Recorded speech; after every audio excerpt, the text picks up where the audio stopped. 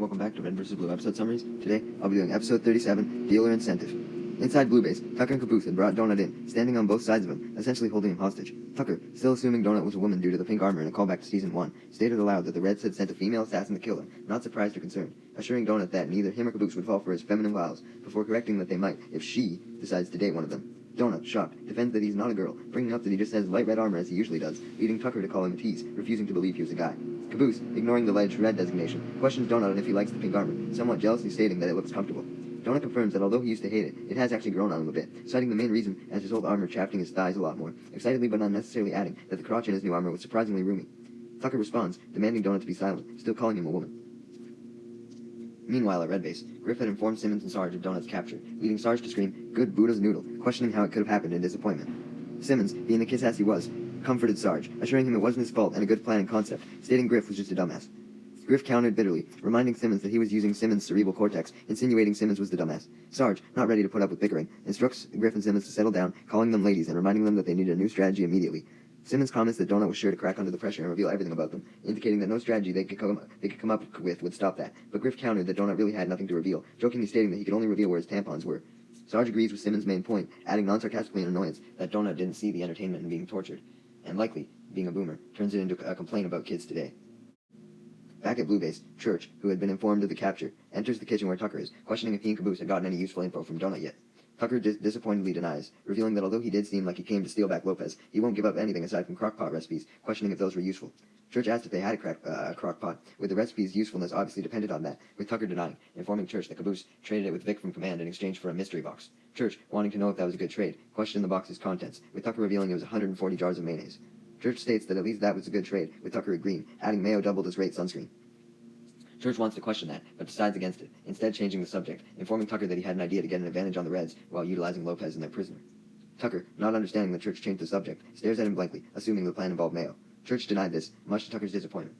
Meanwhile, in the Blues base's main room, Caboose was still keeping watch over Donut. However, he was more so focused on playing Truth or Dare with him, commenting on how fun it was as he informed Donut it was his turn, proceeding to ask Truth or Dare. Donut picks Truth almost instantly, with Caboose actually doing something sensible for once, after a little desperation asking Donut to tell him all the Reds' secret plans.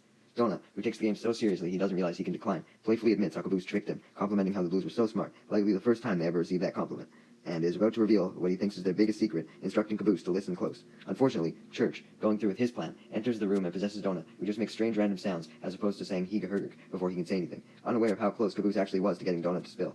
Church, now in Donut's body, informs Caboose of this, starting to confirm he possessed him as part of his plan, before cutting himself off to comment on how roomy the pink armor was, confirming Donut's statement. Church then forgets his initial sentence, instead asking Caboose what he and Donut were talking about. Caboose, not understanding the importance of what he almost accomplished, nonchalantly states that they weren't talking about anything important. Church then jokes in response that Caboose and Donut were probably talking about wanting to braid each other's hair. The Blues then decide to go through with the next phase of Church's plan, which involves bargaining with the Reds. They go to the middle of the canyon, as Tucker yells to get their attention, calling them inferior. Church then tries to inform the Reds that they would like to negotiate, but Caboose interrupts him, claiming they wanted to do a sneak attack. Church bitterly corrects Caboose that they were actually here to negotiate, calling him an idiot, with Caboose stupidly assuming Church meant a sneak negotiation, excited by the concept. Sarge, Simmons, and Griff spot the Blues, including Church, who they think is Donut due to the possession, questioning him as to what the yelling was about. Church, despite not getting cut off this time, still struggles to state with the Blues that the Blues were looking to negotiate a surrender to the Reds, repeatedly messing up the phrasing, mixing up the words them and us, confused whether to speak from his perspective or Donut's. Tucker, annoyed, sarcastically compliments Church on how smooth he's doing, as Sarge takes in the information. He doesn't fall for it at all, stating that he smelled either a trap or a rat in a trap, informing Simmons to decline the offer. Simmons, on the same page, responds to the Blues that they couldn't even surrender if they wanted to, since the Reds hadn't attacked them yet, instructing them to wait for said attack before doing so, meaning he was not discouraging the idea entirely. Griff then tells Simmons to wait before talking further, claiming that if the Reds accepted the surrender, they would have 2 surrenders, which apparently meant that they won. This leads Simmons to confusingly question what they would even win, with Griff claiming, after having to question himself, that it probably means that they win the war in general, unsure. Simmons simply responds by calling Griff an idiot, clueless as to where his 2 surrender rule even came from. Church begins the negotiations anyway, as Donut, still mixing up the perspectives repeatedly to Tucker's dismay.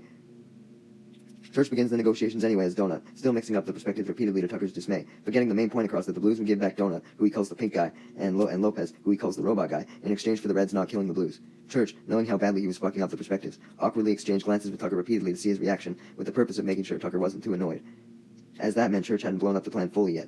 By the time Church has finished his statement, Tucker only responds by genuinely questioning Church if he was becoming retarded. The Red team, now genuinely considering accepting, debates what they should do, with Simmons being the one to ask, really only solely asking Sarge. Sarge states that he's torn between his immense distrust in the Blues and his immense need for the plans inside Lopez, calling him his favorite creation, while assuring Simmons awkwardly that he meant no offense to him, even though Simmons was also technically his creation due to his cyborg parts. Simmons, still being a kiss-ass, assures Sarge that he doesn't take offense, clarifying that he almost entirely literally can't, since Sarge gave the negative emotional center of his brain to Griff during the operation. Griff, on cue, starts crying with panic that they were all going to die, claiming he couldn't handle life anymore, confirming his enhanced ability to feel negative emotions. Back in the middle of the canyon, Church worriedly and annoyedly stated that he didn't think the Reds were going to accept, right as Simmons fired a sniper shot at Tucker, striking him as Tucker yelled, "Motherfucker!" Simmons then yelled at the Blues, demanding them to surrender and calling them bitches, claiming they now could since they'd been attacked. Sarge compliments Simmons on the idea to simply attack the Blues so they could surrender, meaning that Sarge had officially decided to take the bait of Church's plan. During the chaos of the shot, Griff was continuing to scream in immense panic, not helped by the gunshot, causing him to yell, "Oh, the humanity!" Church, excited that his plan was working, states as Donut that the Blues surrender, but then Tucker suddenly changes his mind about the plan, stating, "Fuck that, I'm pissed now," as he reloads his gun, wanting to fight. Church stops Tucker before he actually does anything, as Sarge instructs them to give back Donut and Lopez, calling them their robot and pink private, but citing the reason why as the Blues succumbing to the Red's superior military strategy, as opposed to being a mere surrender. Church then responds as Donut, beginning the main point of his plan, informing the Reds that there was one catch, to Sarge's shock as he responded, "What, in the Shinola?" Church as Donut clarifies the catch, being that the Blue team wanted Sarge to make them 2 new robots in exchange, explaining that it was one for each of Donut and Lopez. Simmons angrily yells that wasn't the original idea, with Griff finally questioning why they were negotiating with Donut instead of one of the actual Blues. Since Tucker still hadn't even been explained the whole plan, he, in shock at Church's request, questions why they need 2 robots, with Church clarifying so that there was one for his body, but trailing off in a nervous mumble before explaining the second one, but indirectly insinuating that it was for someone else. This leads Tucker to annoyedly question if Church was wanting a body for Tex, not wanting that to be the case, confidently accusing Church of still being in love with her. Church angrily responds to Tucker, telling him to get off his back, defending himself by stating that most dead chicks weren't lining up to haunt a place as hellish as Blood Gulch, insinuating he obviously didn't have many options for Ghost to date, adding that if he didn't get her a body, she would just try to steal his, calling her a bitch, as Tucker admitted Church had a point. Despite Simmons and Griff's complaints in response to Church's request, Sarge must have still been desperate to get Lopez back, as he bitterly asked the Blues what kind of robots they had in mind, calling them scumsuckers, with Church as Donut responding with an ask to make them essentially identical to Lopez, but without any intelligence, just a shell of a body, with Church probably not wanting to have to deal with an alive robot and having to permanently possess someone in order to have a body. Caboose then commented excitedly that those new robots sounded much nicer, likely due to still being jealous of Lopez, with Tucker rebutting rudely that Caboose probably disliked them because they sounded just like him, insinuating Caboose was as dumb as an empty shell. Church, as Donut, added on to the request, angrily clarifying that they should have no Spanish and a better switch, referring to the dick switch. Sarge surprisingly accepted the deal, seemingly with no reluctance, instructing the Blues to meet them in the middle of the canyon at 0600 military time, where they would make the exchange. Church, as Donut, simply responds by confirming the deal before turning to Tucker and Caboose, informing them urgently that they had to get back to Blue Base as himself, so Lopez and Sheila wouldn't get suspicious of their absence, which meant he had to unpossess Donut. This led Church to instruct Caboose and Tucker to make sure Donut didn't run away when he became unpossessed, assuming he really meant it as he remembered how they failed to keep Lopez from running away when he unpossessed him. Church, not even waiting for a responsive confirmation from Tucker or Caboose, simply states he'll meet them back at the base as he unpossessed Donut, who once again only makes noises, as opposed to he heard her. Donut immediately questions where he was in a semi-panic, leading Caboose to explain that they had just finished talking to the Reds, calling him Donut's friends, adding that Donut was still going to stay with the Blues for a little while, surprisingly not getting anything wrong. Donut excitedly questions in response if Caboose was referring to him having a sleepover at Blue Base, stating how sweet that would be.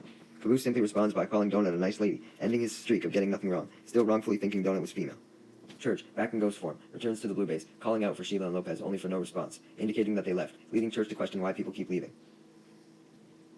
Back at Red Base, Sarge called out to Tucker and Caboose, who were still standing in the middle of the canyon, asking them what kind of optional equipment was wanted on their robots. Tucker questioned what Sarge means, with Sarge saying his true reason for having accepted the robot deal in the first place, which was giving the Blues a bad deal, clarifying that the Blues only asked for a body and no extra features. Tucker questions what counts as extra features, with Sarge clarifying undercoating and extended warranty, which is reasonable, but Sarge greedily further explains that features that anyone else would think should be free are actually optional, such as the robots being able to use both arms at once. Tucker, in annoyance, claims that he knew the Reds would try and screw them over, and tried to tell Church before questioning if the feet were included.